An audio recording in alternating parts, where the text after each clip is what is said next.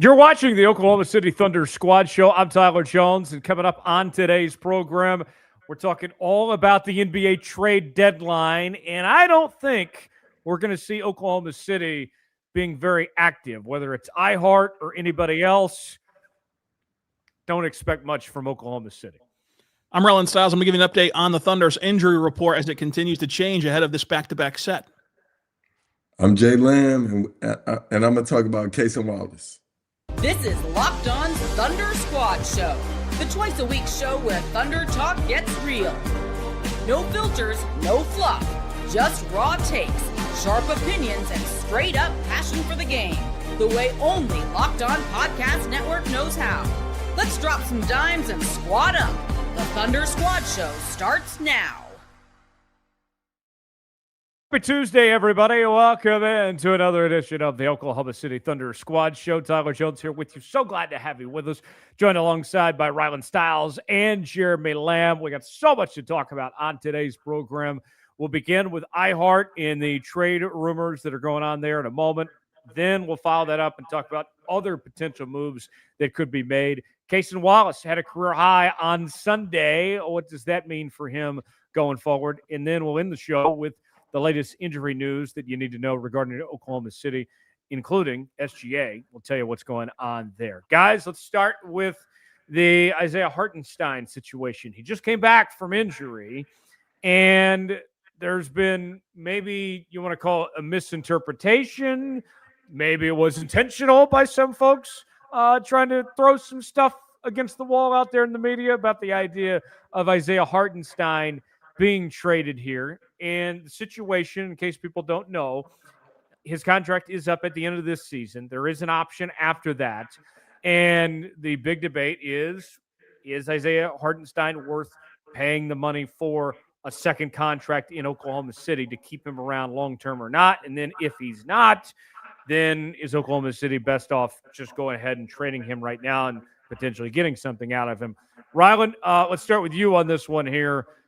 iHeart, you and I, Jared, we've all been very consistent. We do not see him going anywhere. I know that he's missed a decent amount of time, but I would be very surprised if he's not a member of the Oklahoma City Thunder when this trade deadline passes on Thursday.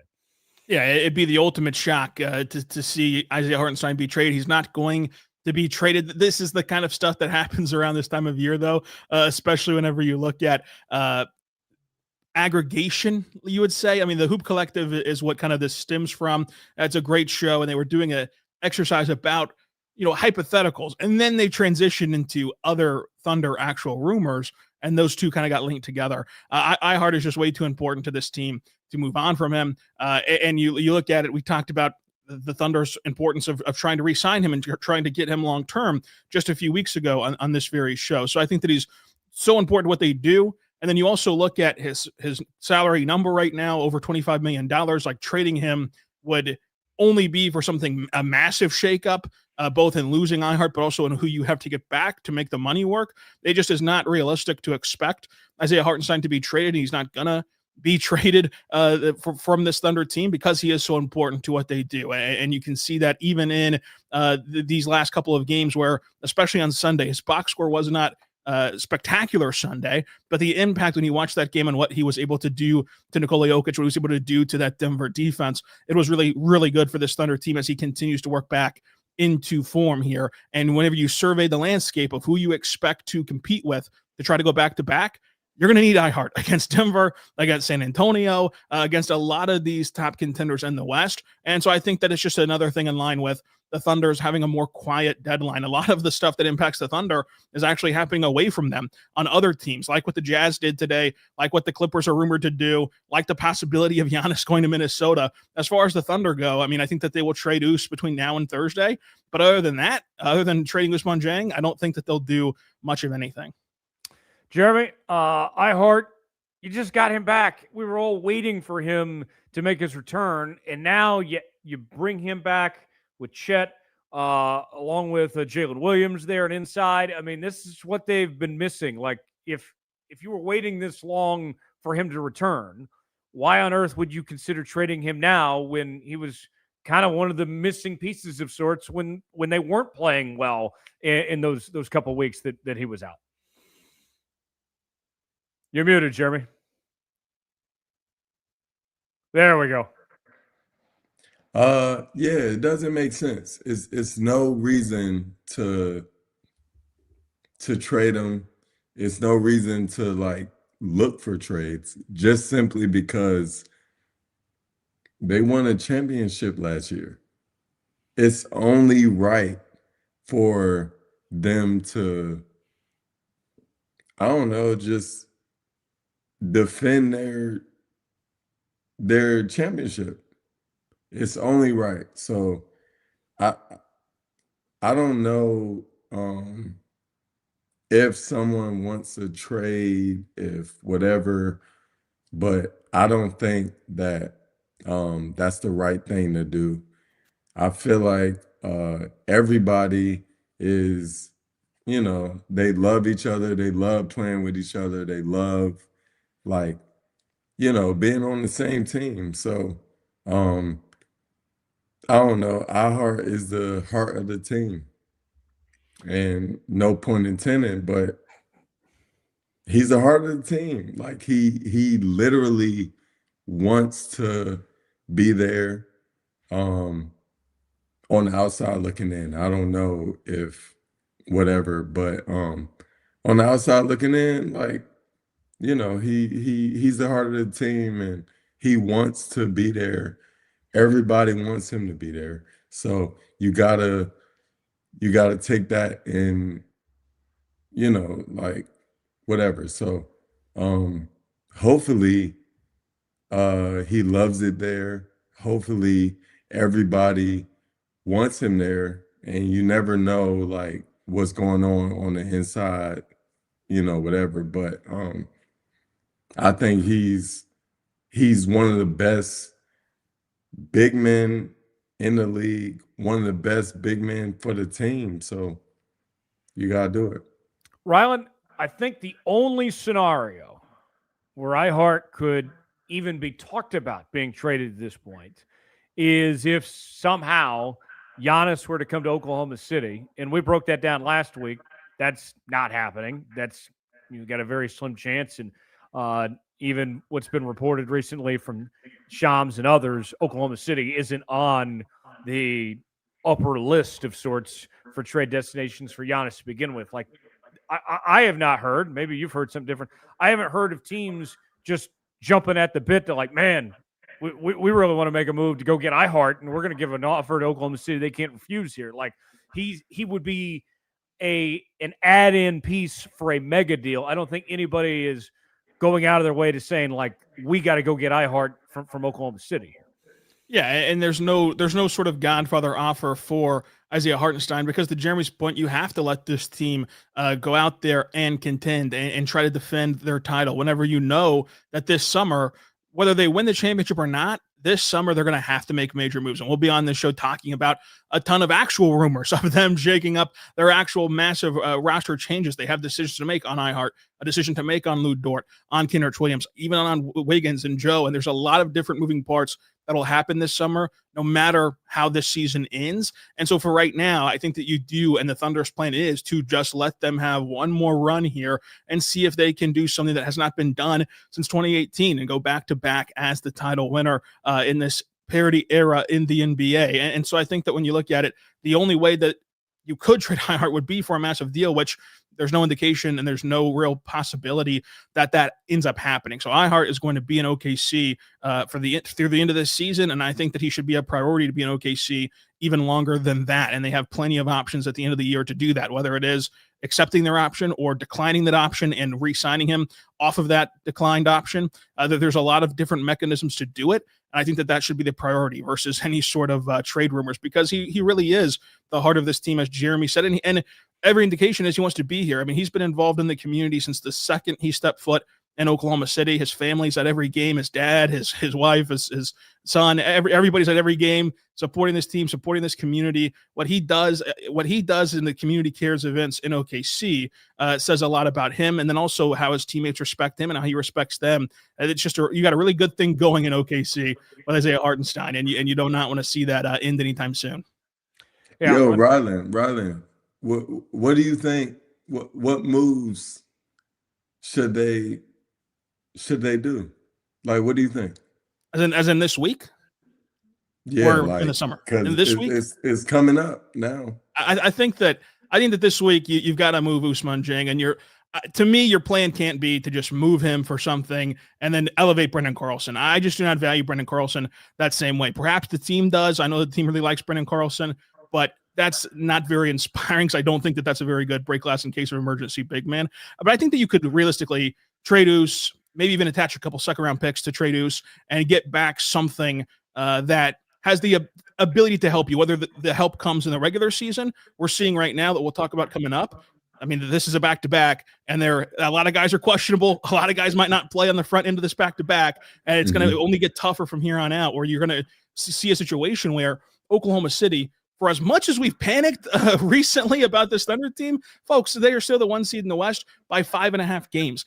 In all likelihood, they're going to have the number 1 seed wrapped up with like a month to go in the season. And at that point, the priority is going to shift to being a team that can rest guys, that can need to get innings eat up by players. Trading Ous for someone like that would even help them, much less if they could trade Ous for someone who could play in the playoffs. But I think that trading Ous for someone like a Day'Ron Sharpe out of Brooklyn, even a Nick Richards out of Phoenix, somebody like that could really help this team, whether it's to accomplish the goal of the regular season or help them in the playoffs. So some low-cost insurance big man, or even an insurance shooter of just, hey, here's a guy who could somehow come off the bench and spark a couple threes and get something going for this team. Yeah, for sure. Well, and you look at back to iHeart here for a moment. You know, there's the situation.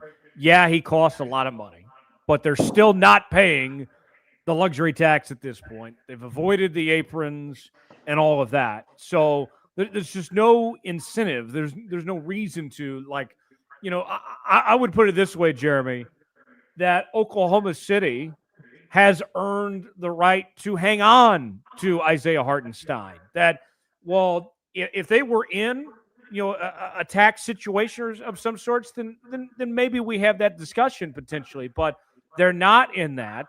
His contract comes up at the end of this year anyway with that team option. This is a situation where I think Sam knows exactly what he's doing. They've set it up intentionally like this. This is something that in my mind is a right that they've earned to pay Hartenstein this money and afford to go out there with him like this. Yeah, for sure. He's one of the best, like you said last week. He's one of the best big men in the league. Like, how do you tell him that you want another big man? It's no way. And when you see with the different lineups and stuff like that, I don't know. It's different when you think about it, and you think about like who is the best for the team. You can't think about another big man who's better for OKC. Like who are you going to pick? Nobody. So I don't know. Sam is smart, and Sam knows like he's the best for the big, for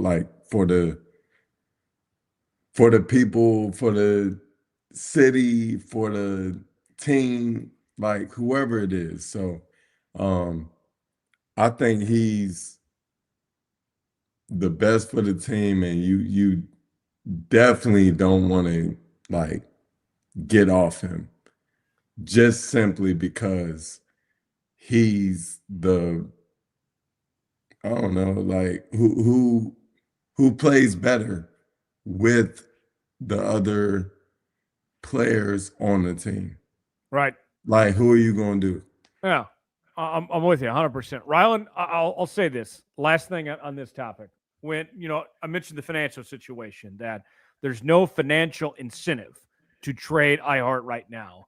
Yes, you are going to have to make adjustments as teams do. And we know that, the extension money is about to start for everybody, that they paid last offseason, and all that. I understand. But the trade deadline here in February is not the time to recalibrate and adjust your financial situation. That will be adjusted. That will be accounted for when we get to June and July and all that. But that time is not at this moment here. They're fine. They're in a good spot. iHeart is not hurting them for this moment at all. Yeah, correct. And I think that when you look at it, the Thunder are not in any sort of impending financial crunch this second. To your point, they're not even paying the tax right now, much less hitting into the aprons or the hard caps or anything like that. And some of their incentives should honestly just be to not hit that tax this year, to not start that repeater tax clock. And you look at last year's team; they got paid by their teams to win a championship. That's a pretty good gig if you can get it. And the Thunder have that opportunity again this year to do that same thing. And so, financially speaking, who's available, what the trade would look like, how important iHeart is. There's no angle you can approach that makes this even a real discussion. And that's why, to see the Hoop Collective podcast get aggregated in that way was a bit of a shame, especially just for any sort of like outside noise that it caused for this team or for Isaiah Hartenstein, because he is so valuable, and the Thunder know that. He knows that. Everybody knows that. And so the Thunder are not going to be trading him, and they don't have any incentive to trade him right now. Yes. Exactly. More to come on the Thunder Squad show. We're going to continue the trade deadline discussion in just a moment. We'll talk about potential moves that Oklahoma City could make. And then later, how about a big night for Cason Wallace on Sunday? Is there more of that to come for Cason Wallace? We'll discuss that more as we continue here on the Oklahoma City Thunder Squad show. It's the last call for football on FanDuel. One last kickoff, the final chance to get in on the action before the NFL season comes to a close. This is Super Bowl 60, and FanDuel is making sure you're right in the middle of it with a special offer just in time for the biggest game of the year. Whether you're backing the favorite, riding with the underdog, or building one last same-game parlay, this is the game everyone's been waiting for. This is where predictions turn into plays, stats turn into storylines, and every snap feels bigger. It's the perfect way to cap off the season and make the Super Bowl even more exciting from kickoff to the final whistle. If you're a new customer, bet just $5 and get $200 in bonus bets if you win. Make it count, because after the Super Bowl, the season is over. Last call for football on FanDuel, an official sportsbook partner of Super Bowl 60. Visit FanDuel.com to get started. We continue here on the Oklahoma City Thunder Squad Show. Tyler Jones, Rylan Stiles, Jeremy Lamb back here with you now. We want to thank you for making the Locked On Thunder podcast your first listen of the day. And thank you for making Locked On the #1 sports podcast network. If you haven't already, go check out our new Everydayer Club. Access to an ad-free audio feed of the Locked On Thunder podcast, compatible with Apple Podcasts, Spotify, and every other major podcast platform. An invite to the members-only Locked On Everydayer Club Discord server, which includes a group chat just for listeners of this show. All you have to do is go to lockedonthunder.supercast.com or tap the link in the show notes to learn more. All right, what other potential moves could be out there for Oklahoma City? Let's start, Rylan, with the name that you have brought up a lot. I was reading your coverage today as well. Kevin Love seems to be the one name that you have kind of sent around of sorts. When we've talked about potential trades for Oklahoma City, it's been involving a big man, seems to be the consensus to add to that lineup. Kevin Love, he's won a championship. He's been an all-star. He's a future Hall of Famer and everything. We know that he's got the outside shooting touch as well. Let's start there. Kevin Love, how realistic is that possibility? And at this point in his career, what would he have to offer Oklahoma City at this point? Yeah, obviously, all these conversations aren't the pretense of like we're just talking, and the Thunder are a very tight-lipped group. But in terms of on the surface, outside looking in, realistic level, it should be pretty realistic that the Jazz would, even though they traded for Jaren Jackson Jr. today, I would not be doing cartwheels in the street if I'm in Oklahoma City, thinking that they're all of a sudden going to start winning games. Their priority, especially after shipping out their first-round picks to Memphis, should be to retain this first-round pick in the loaded 2026 draft class and still lose games. And so why not take a shot on a guy like Ousmane Dieng for half of a season? And the reason why this trade makes sense is you look at the history of what the Thunder have done. They've always traded guys that they didn't have long-term plans for during the trade deadline of their season where they're about to hit restricted free agency. You can look back to former first-round pick Darius Bazley, who got traded to Phoenix at the trade deadline, and they brought back Dario Saric, who is a similar-ish player to Kevin Love's value, where Dario Saric was a fine little insurance big man, soaked up some regular season minutes, and ultimately did not swing anything for that team. But Kevin Love could do that same job where you get off of Ousmane Dieng for an expiring contract. You can save a little bit of money with this move. Not that they are really in need to, because we already mentioned that they're not paying the tax, but you don't want to take on more money for shipping off Oos by any means. And Kevin Love, I don't think that he can swing anything in terms of the playoffs, but neither can Ousmane Dieng. And so what you're doing here is you're trading Oos for Kevin Love, and Kevin Love is a guy who can rebound the ball, who can shoot the ball. And in situations like this, where iHeart needs injury management, where you want to get Chet some rest, because look, Chet's had to play an absurd amount of minutes, and those minutes have been high leverage, where he's been the number 2 scoring option. He's taking on more of the workload than usual. Kevin Love can spell him in games down the stretch of this season and keep him fresh for the playoffs. And in the meantime, you got a big man who can shoot, who can rebound, and who can do some things for this team in the regular season. And that's what a move like this would be about. It'd be interesting to see them make a move to trade Oos, who's a non-factor in the regular season and postseason, for a guy who can help in the postseason. But more realistically, a guy like Kevin Love sure does not move the needle,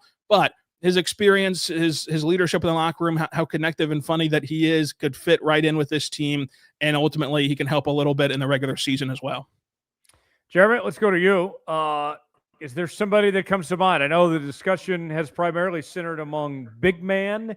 What do you think? Who could be a potential target that you like that Oklahoma City could look at here? I just feel like somebody that can play make. You got Malik Monk. You got a lot of people in the league who can really make plays, and that's the thing. For somebody who, so you got Shai, you got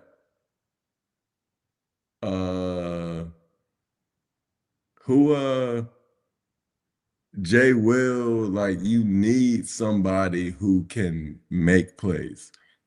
So I would say trade for somebody who can make plays. It's just simple as that. Because at the end of the day, people want, you want a big man, but at the end of the day, no. Nah, you need somebody who's doing like plays, who's doing this, who's doing that, who's doing that. You gotta figure out how to, I don't know, take some pressure off of Shai. And he's doing his thing, but you gotta take pressure off Shai. Like that's the only thing that if I was a GM, that's what I would want to do. Take him off. Like, so I would go get Malik Monk. So, Rylan, to Jeremy's point with Malik Monk, as far as taking pressure off SGA goes, you look at the statistics, and going back to November 30th, Malik Monk has had 4 games where he scored 20 points or more in that stretch. And so if you're Oklahoma City, if you're potentially interested in Malik Monk, as to what Jeremy is alluding to here, that's a guy, Rylan, that could go off at any time. and could be a nice asset in that sense, especially when we've seen at times that this team, the offense can go cold, the three-point shooting not consistent, not always there. Malik Monk might be that fit of what Jeremy's talking about here. Can't hear you, Rylan. As an archetype, I completely agree that Malik Monk is a guy who would fit. The problem in Malik Monk is twofold.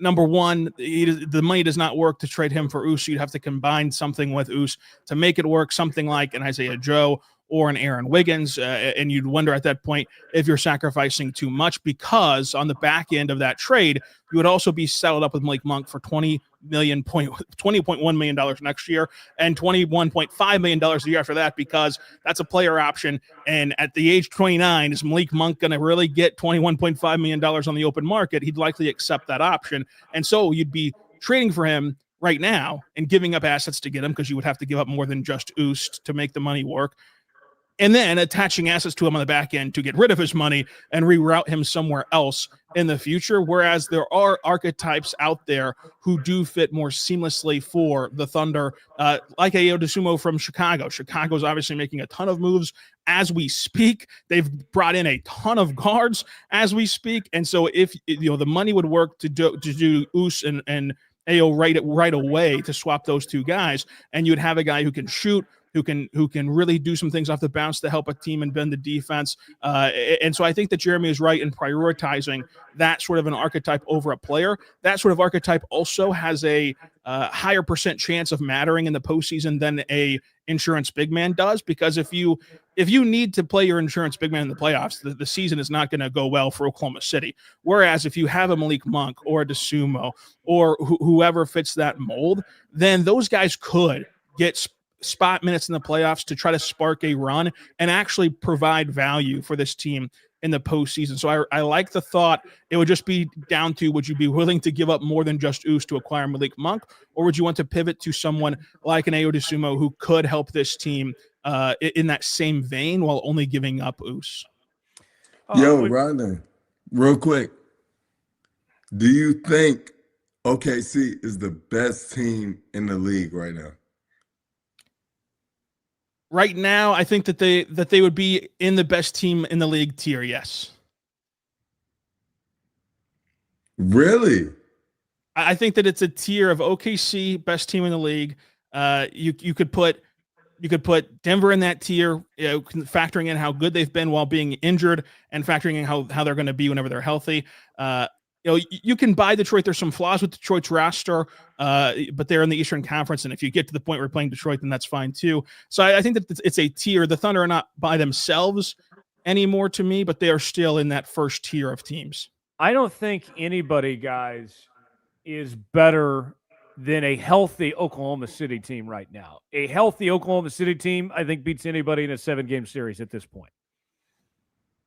I don't know. Who's the team? Who's the team that catches your eye then as being that threat, Jeremy? I'll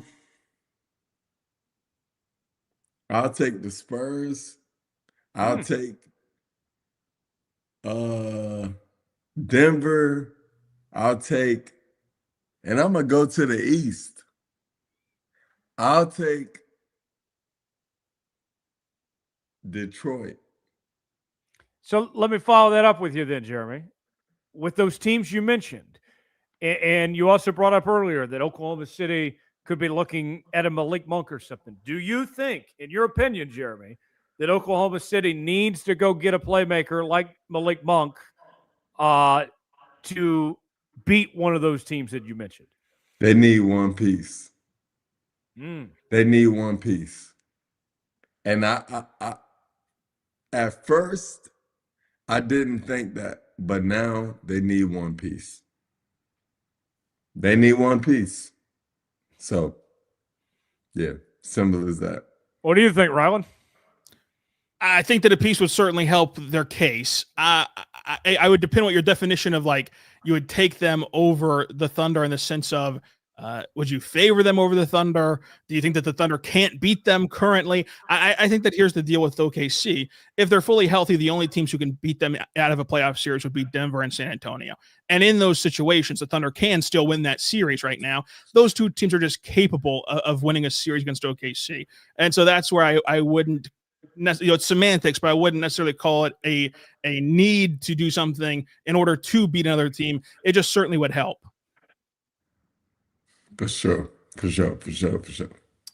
The chat's going off. They're not too happy with it's going Jeremy's points, but hey, you know what? I love that we all have different opinions around here. We can agree to disagree sometimes, but hey, that's what makes this show fun.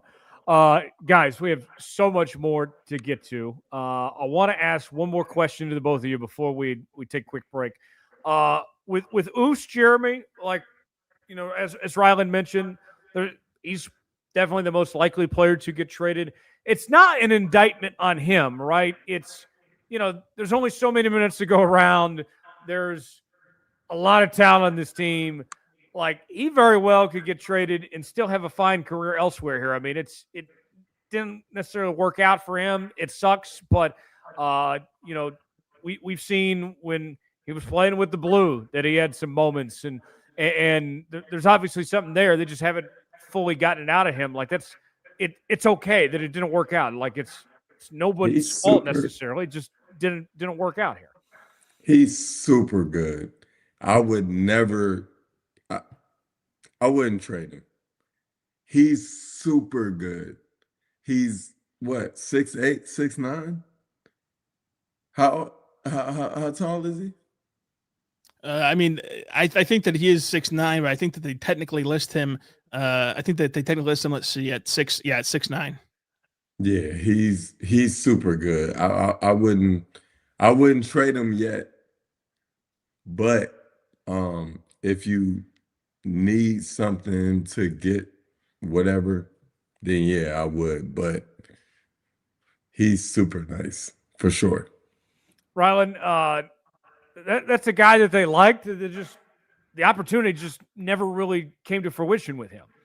Yeah, I mean, he's almost a victim of how good the Thunder got so fast. Like when they selected Oos, they envisioned a project player, and then all of a sudden this team ascended, and they didn't have room for a project player, and so he did a lot of his development in the shadows in the G League, and he's gotten a lot better. He has an NBA trait right now, which is his defense. He can really defend at an NBA level. The problem is, of course, there's just a very crowded rotation to crack into, especially whenever defense is your strong suit at the moment. So it wouldn't shock me to see a team take a flyer on him at the deadline between now and Thursday, and then find some success with him, moving forward. But ultimately, it's just not going to work out in OKC, and you can move on from him in some capacity. You also, there's a world here where you look at the fallout right now at the trade deadline. We've already seen one casualty, Javon Carter, who had to get waived because of the Bulls trade this weekend.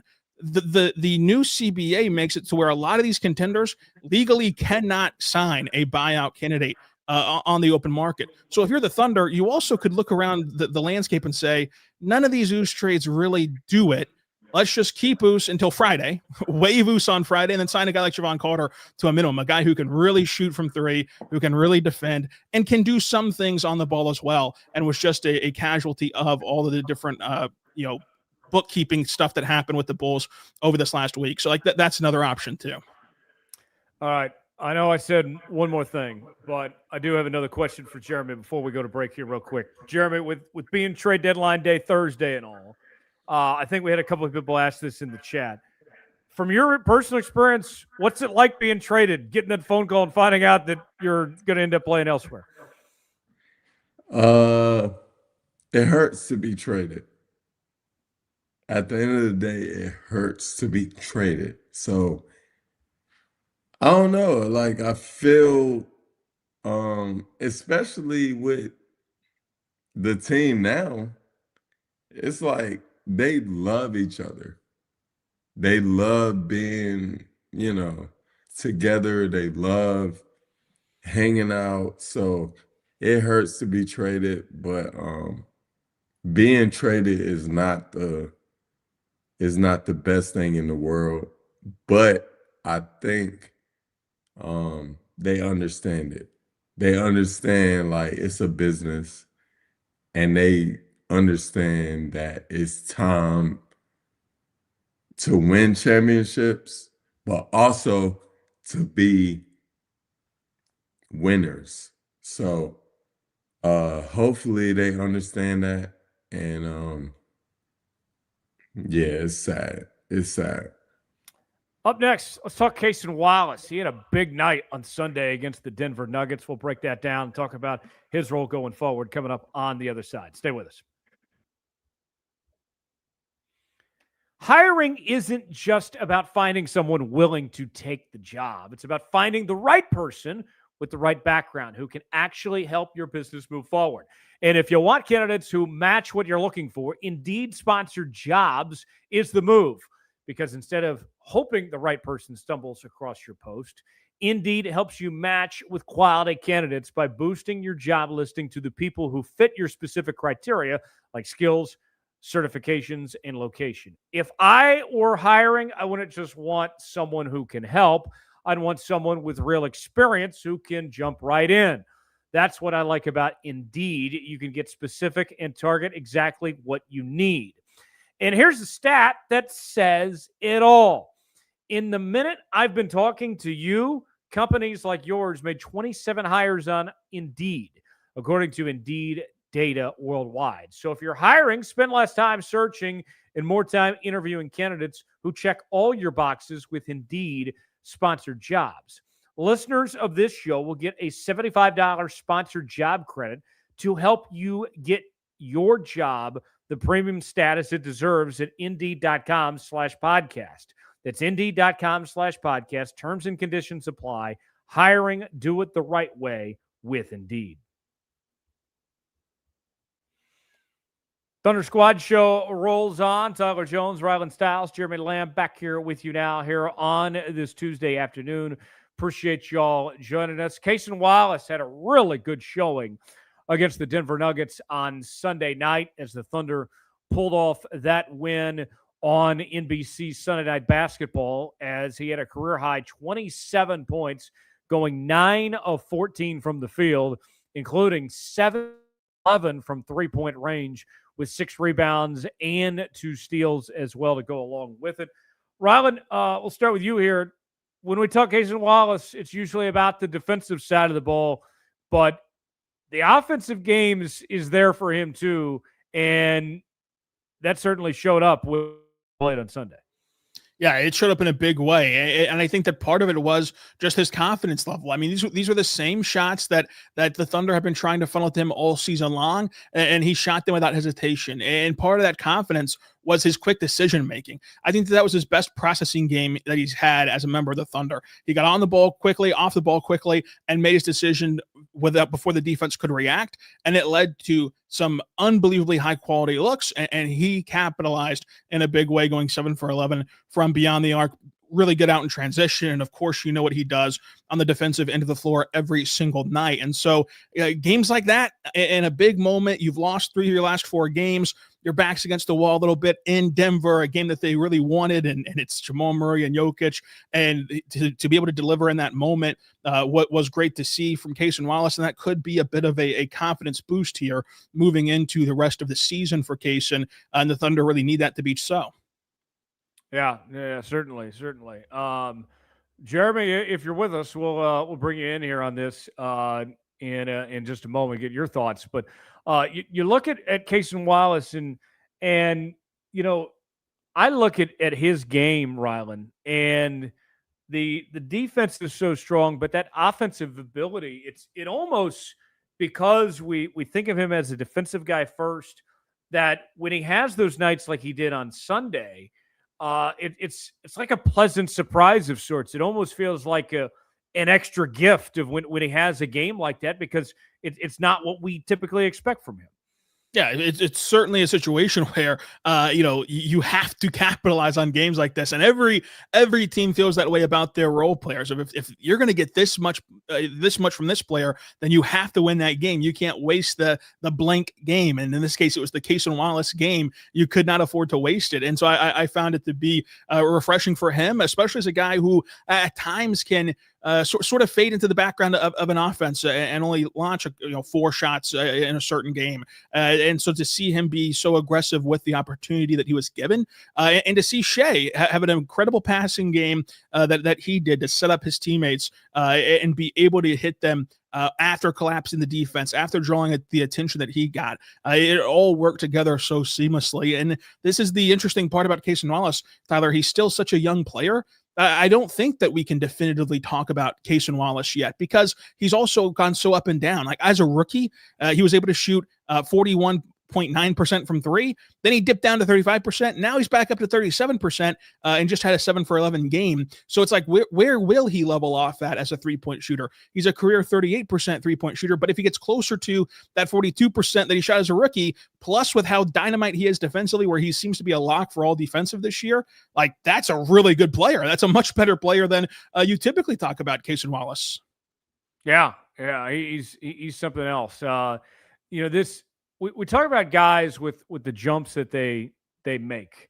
That rookie season, there was flashes there, and then the second year he took on a bigger role, and we saw him start a decent number of games.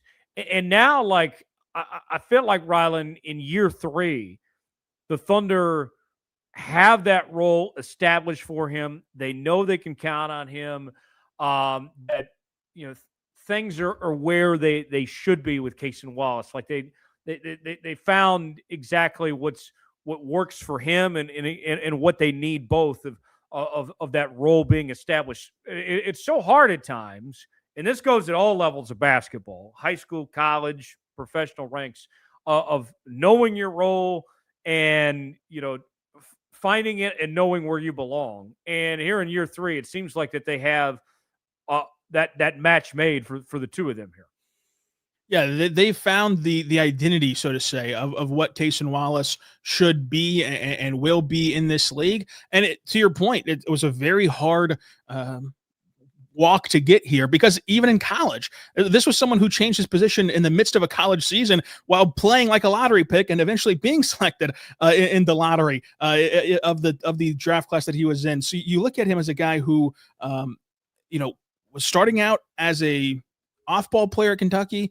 Then Kentucky kind of struggled a little bit to their standards his freshman year at Kentucky, and then they switched him to a point guard, and he played point guard in high school. And so he's changing all these positions, and he gets to Oklahoma City, and it's like, okay, do you need to play him more on ball? You need to play him more off the ball. But because they had Josh Giddey, because they had a different lineup, it was like, okay, well, you totally cannot have this many ball handlers. Let's turn him into a 3-and-D kind of guy, and then sometimes try to explore his on-ball ability. So he's had to adjust throughout his basketball life to the short extent that he has had when he's still a very young guy. And now they found a true 3-and-D role, who it's not just a guy that can camp in the corners either. He's only 22 years old, still developing. He's also a really nice cutter whenever you factor in his ability to relocate. I know we think of cutting as like explosive backdoor cuts, but he's always moving around the perimeter, and he's also always floating to that dunker spot. And that's been a huge get for Cason Wallace's like easy buckets that he can get off of dump off passes. So Cason has been really good this year. And right now, off of the catch and shoot, he's shooting 38%, including 40% on unguarded catch and shoot looks. And you would imagine this Thunder offense, when they're fully healthy and they have the gravity of Shai, J-Dub, AJ, he's going to get a lot more unguarded catch and shoot threes. Folks at home, we don't know what happened to Jeremy. Hopefully he can reconnect with us, some technical issue or something. But when he gets back, we'll gladly bring him back here in a moment. But Rylan, when you look at Cason Wallace, into the future, I don't think I'm breaking any news here, but just being honest with y'all, Lou Dort's not going to be around forever. At some point, his time will come to an end, whether it's at the end of this year or maybe it's the end of next year. I think for Cason Wallace, Rylan, maybe I'm oversimplifying this, but I feel like long term he can step into Lou's role of sorts, where whenever Lou's gone, that starting shooting guard next to SGA very well could be Cason Wallace for the long-term plans, the long-term future. Yeah, I mean, it certainly is a good luxury for this team that you have a guy in Lou Dort, who's an all-defensive player that the last 2 years has shot 40% from three, and then you have to make a decision on him coming up this summer, no matter what that decision is, to have the luxury of another guy like Cason Wallace, who's an elite point-of-attack defender who can shoot the three ball, is such a great backup plan if you have to pivot from Lou Dort. And then we've already seen it's such a great plan whenever you can play those guys together. You can have Cason come off the bench still. You can do a lot of different combinations. So Cason's been a big priority here. And then now that the attention turns to Cason Wallace being extension eligible this summer, which throws another wrinkle into their offseason. This is why, Tyler, that we always tell the everydayers, this summer it's going to be a big deal. Like, you're going to want to stay with us. I know that we're kind of shoo-shooing the trade deadline, Tyler, but you're going to want to stay with us for the summer because they're going to make so many different decisions and moves, including the Cason Wallace extension. But you look at the extension in this new CBA, and it throws a wrench into everything, because can other teams really afford to pay him over market value just so the Thunder can't get him, which used to happen in the NBA previously? But can you really afford to do that for a 3-and-D player with all the restrictions that come with the new CBA, to where the Thunder can really work something out here to extend him long-term as a player who, of course, that they value and, of course, that they really like. And so I think that it'll be interesting to see if they do perhaps pivot. I think that if they did have to pivot from Lou Dort, he's signed with Clutch. I know that's a big deal today. If they did have to pivot from Lou Dort between now and next season, elevating Cason Wallace to a starting position, it's about as good of a Lou Dort replacement as you can have. So speaking of that, Lou Dort signing with Clutch, what is that from what you know, Rylan, of what Clutch has done in this league and how they've operated and worked with Oklahoma City in the past? What does that, in your eyes, mean for Lou, and also potentially how does that affect Cason Wallace in his role too? Yeah, I think that with Clutch, there's a reason why this is a story. Let's just be honest. There's a billion agencies out there, many of whom that I know and talk to every day that a lot of you wouldn't know from Adam. Everybody who follows the NBA at a surface level knows about Clutch. That's how powerful that this agency is. So when you see a guy who's carved out a role for himself in the NBA in a big way and is set to get paid, sign with Clutch, it does perk up your antennas a little bit, and that's totally respectable and totally fine. I would also remind everyone that agents do work for the players. So like part of this would still be what Lou Dort would want versus just what Clutch would want. Clutch, though, has the reputation of getting their guys every cent of which that they are owed. And this is a player in Lou Dort who started out as a undrafted two-way guy, then took a couple deals that you look at and is like, oh, there's some non-guaranteed money, which of course got guaranteed by him staying on the roster. But that's kind of a team-friendly deal. And now he's getting up for another contract, and now he's signed with Clutch, who's like known for getting their guys every cent that they possibly can. I think that the timing of it before the deadline perhaps has elevated the conversation of it. Whereas like last year, whenever SGA ditched Wasserman, just like Lou Dort did, he did it during the All-Star break. And with Shai, there was no real story because we knew the story, right? Like with Shai, you don't need an agent to say, hey, give me the Supermax. Everybody's going to give Shai the Supermax. So that was kind of fine. This is different. This negotiation with Lou Dort, it is a stark reminder of what you look at when you're talking about these moves. Everybody has to be on board for it. Ownership, front office. It's a true negotiation. Yes. Ownership, front office, player, agents, they ought to be on board with what they want, what both sides want, getting to that number, getting to something that both sides are comfortable with. It takes a lot of doing. And so Lou's agency representation change is a much bigger deal than SGA's agency change, where SGA, there was no negotiations. It was just, hey, pay Shai the Supermax and give him everything you can. And that was kind of the extent of it. And so I don't think that it means anything from now until Friday. I understand, though, if you're going to monitor this from now until Friday, you should. But I don't think that it'll change anything from now until Friday.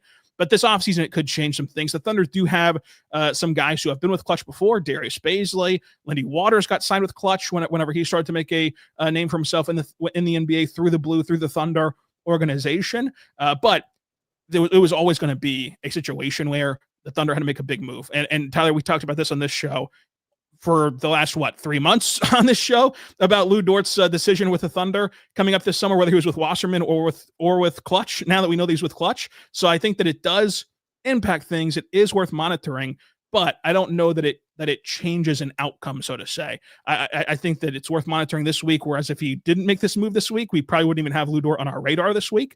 But ultimately, I think the decision still remains the same as in the summertime. There's a chance he's not going to be in OKC next season. There's a chance that he might be, but I would say, it was going to be the same with Wasserman either way. More to come on the Oklahoma City Thunder Squad Show. We're going to talk about the latest injury news for your OKC Thunder, including what's going on with SGA. Will we see him when the Thunder return to action? We'll discuss that more as we roll along here on the Thunder Squad Show. Stay with us.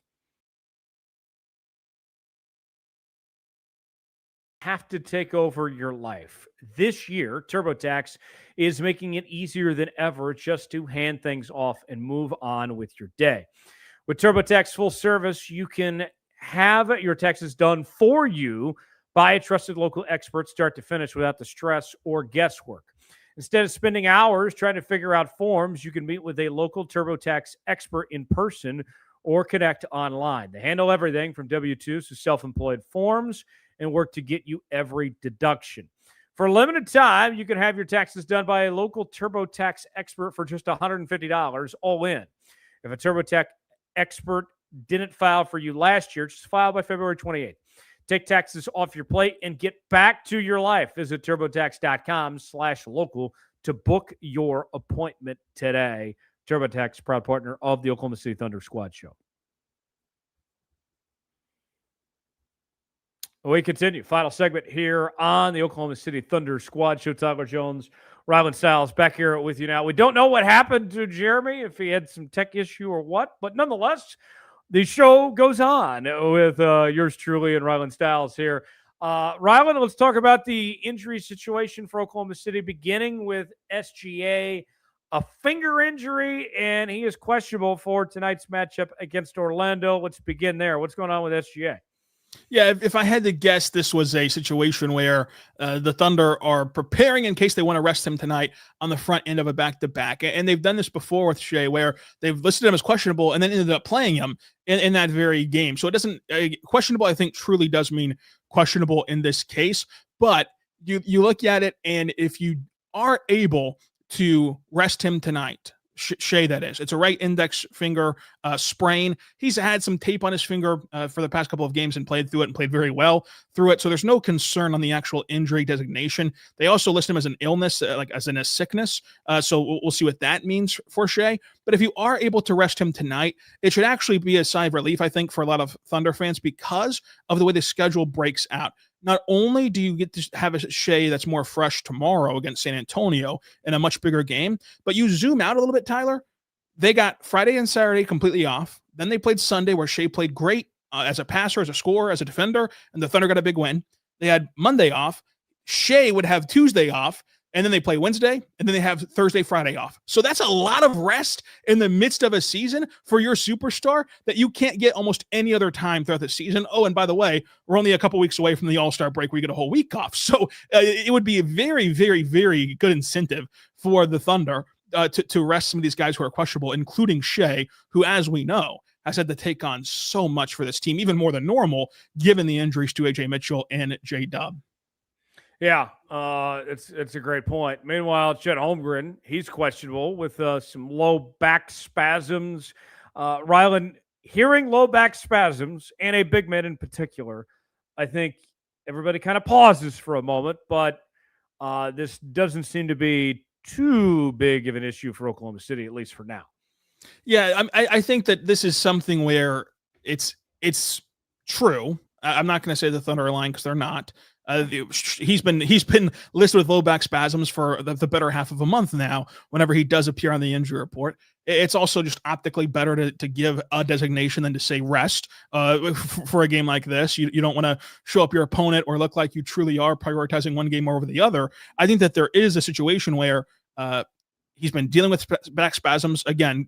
This was a big talking point on Christmas week that he was dealing with back spasms. And that's why he missed the Memphis Grizzlies game on the front end of that back-to-back before they played San Antonio for that baseball series on Christmas week. So this is a thing that's been lingering for Chet. He's had some great games. He's had some bad games in the midst of this stretch as well.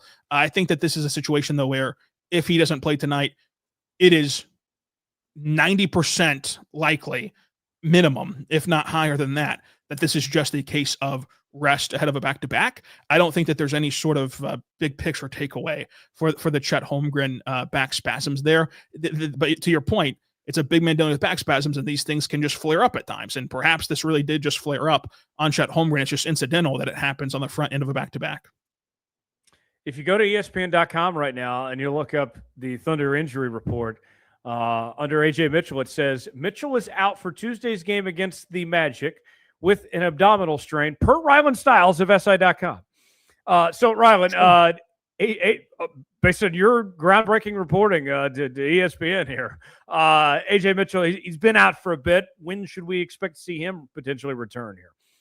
Yeah, it's interesting for AJ because there's two different ways of thinking about this. It's just like, man, you just kind of stole a game in Denver, and if you can manage your way to the All-Star break, then that's a really long runway for a guy to get healthy. But AJ's also in the Rising Stars contest, and I think that he should want to play in that event if he's healthy enough to. And there's just been no timetable on AJ Mitchell, and just from the Thunder's history of not giving us any timetable or insight on these injuries for guys who have been out a considerable amount of time now, that typically lends itself to the true definition of day-to-day. Aren't we all, Tyler? But a situation where we just don't know when he's going to feel good enough to play, but it also is just that. It's a variable. Whereas when the Thunder have guys who are for sure going to be out multiple weeks, they tell us. They told us that about J-Dub. They told us that about iHeart. They tell us those sort of things. Whenever these injuries sort of linger with no communication, it is from a standpoint of the injury, is it a situation where there's just no clear timeline. So I'm not going to act like that there is one. I would think that we see AJ Mitchell play in a game at least before the All-Star break hits, but I'm not sure if that'll be as soon as tomorrow or as soon as next week. I don't know for a fact on either front, but I hope that the Thunder can get him back sooner rather than later, of course. All right, let's combine a couple guys here as we're wrapping up today's show. A couple bigs. iHeart and Jalen Williams each day-to-day. It's a calf for iHeart that makes him questionable for tonight. Meanwhile, with Jalen Williams, it is a left shoulder contusion that makes him questionable for this evening. Thunder, with both these injuries, certainly makes you think, what are they going to do when it comes to big men the next two nights, especially with facing Victor Wembanyama of all people tomorrow night. Yeah, so with iHeart, it's important to note that the official NBA injury report listed him yesterday as injury management, which tells you right there that they're not even playing coy with it. They're just telling you, hey, this is a back-to-back scenario. The only reason that the injury report got changed is because he also got sick. And so now he's questionable with an illness as opposed to injury management because he's sick. So I think that the plan, though, is for iHeart heading into this illness was that he would probably miss tonight and play tomorrow against San Antonio. Of course, a much more imposing team and a much more imposing front court with what Wemby can do. So hopefully this illness does not keep him out of tomorrow's game. But as far as like readiness to play, if this illness is nothing, then I think that he'll play the rest of the week, if not tonight. And then with Jay Will, he's taken a beating. He's taken a beating this year. And that shoulder contusion is a real thing that he's working through. He's also, the Thunder could have done semicolons like for 3 different injuries with Jay Will right now, but he's been battling through them all, even as he has to ice his knees in these massive bandage wraps every time he checks out of the game, like he's Udonis Haslem in year 16. So we'll see what Jay Will looks like over the next 2 games. I think that all these questionable designations are encouraging signs for tomorrow. I think that tonight's game, though, could get a bit messy, where you do see a lot of small ball with Kenrich Williams. It's going to be a night where Brendan Carlson should dress, even though he's running up against the 2-8 days, of course, where he should dress and play if these injuries persist. The biggest winner, though, of the injury report so far, Tyler, is Alex Caruso, who's gone from outright out to elevated to doubtful to elevated to questionable. And with all these elevations to Caruso, it would be stunning if he didn't play in one of these next 2 games, either Orlando or San Antonio or both. So that's the big winner of this lengthy injury report to me. Real quick, we got about 30 seconds here, Ryland. Jalen Williams, when should we get an update on him, and when could we possibly see him back, you think? I think that for sure you're getting an update by the All-Star break, like once you get into that break, if not sooner than that. But as of right now, The only thing that we've been told is a couple weeks. So still a couple weeks away. And the hamstrings, that's another injury where you do not want to play around with that at all. You want to ensure that you take your time and make sure a guy's 100% right and that he can trust his hamstring before you put him out there in an explosive environment. Thanks for tuning in to the Locked On Thunder podcast. Make sure to subscribe and follow the Locked On Thunder podcast so you get all the latest episodes. If you never miss an episode, the Everydayer Club is built for you. Get the Locked On Thunder podcast ad-free, plus members-only Discord access and more. All you have to do is head over to lockedonthunder.supercast.com to join the club. For those of you on video, we send you the first ever 24/7 national NBA YouTube channel. On audio, make sure to make your second listen NBA Game Night on Locked On NBA. Rylan, plenty of coverage on the channel the next couple days. That's right. We'll have the recap here of both of these games coming up. We'll have emergency podcasts. We'll have breakdowns of the trade deadline, both with the Thunder and how other moves around the NBA impact the Thunder, and a lot more for you, plus our squad show on Thursday to recap it all as well. So plenty of stuff coming out on Locked On Thunder as always. Yes. Don't know what happened to Jeremy today, but show rolls on, and hopefully I'll be back on Wednesday, or on Thursday rather, to recap it all with our trade deadline reaction show. For Rylan Stiles, Jeremy Lamb, Tyler Jones, thanks for joining us, everybody. Have a great rest of your day and enjoy some Thunder basketball tonight and tomorrow.